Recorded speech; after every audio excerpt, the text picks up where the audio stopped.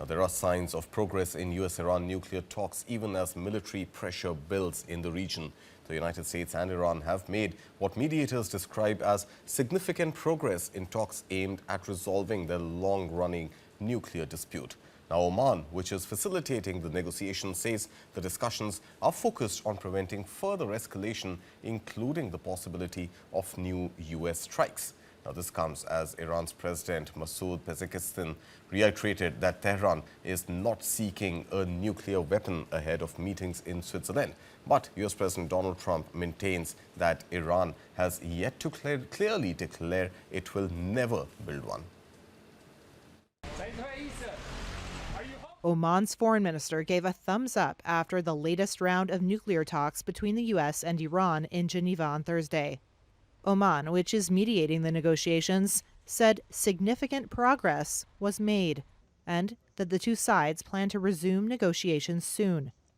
The talks come amid a large-scale U.S. military buildup in the Middle East and growing concerns of a regional conflict, with President Donald Trump threatening that, quote, really bad things would happen if there is no deal.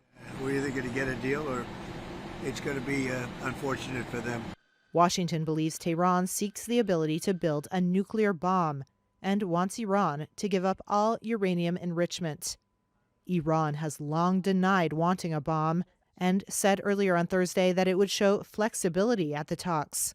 Look, I think the costs of failure are now very clear to all sides. Ali Vaez is the Iran project director at the International Crisis Group. He told Reuters that a continuation of the talks is a good sign. If Iran agrees to continue suspension of uranium enrichment, which is fact on the ground, followed by maybe a much more limited enrichment program that the IAEA would determine is not prone to proliferation and to weaponization, then that would be the basis for an agreement. Of course, Iran would still expect economic incentives, and that would have to come in the form of U.S. sanctions relief.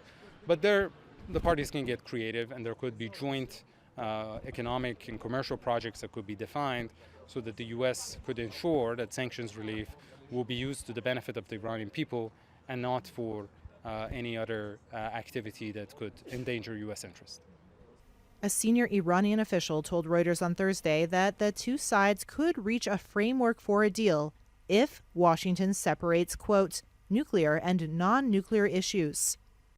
Meanwhile, the U.S. has insisted that Iran's missile program and other issues must be part of the negotiations.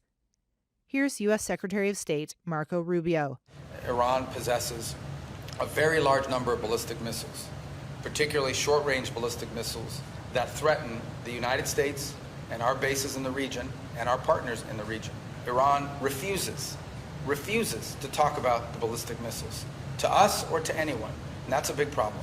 Vaez cautioned that if there was no breakthrough in the current round of talks, the risk of war would go up significantly. Everybody understands that although there is a military option, there is no military solution to this dilemma. And therefore, a diplomatic option is less costly and more sustainable. On Thursday, the USS Gerald R. Ford, the biggest U.S. aircraft carrier, left port near the Greek island of Crete bound for Israel, where the U.S. has also sent around a dozen F-22 fighter jets. The Trump administration has not formally announced the deployment. The Pentagon declined to comment.